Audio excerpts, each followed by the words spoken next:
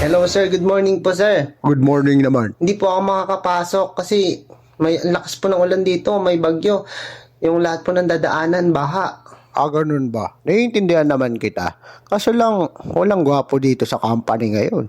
Hinihintay pa naman ng mga babae, yung mga ganyang agwapo. Yung ganyang itsura kasi yung gusto ng mga babae para maging inspirasyon nila. Parang timang si sir. Di mo ba napapansin, mas ganado magtrabaho yung mga babae kapag ka nandito ka? Mas marami silang nagagawa kasi may artistahin dito pag nandito Di ka. naman, nakakasar to.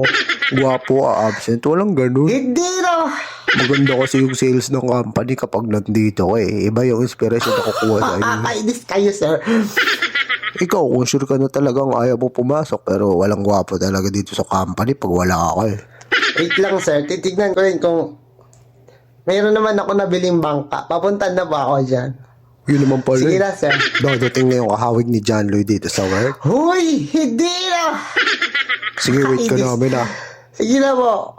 Kano katagal? Mga 2 minutes na dyan ako.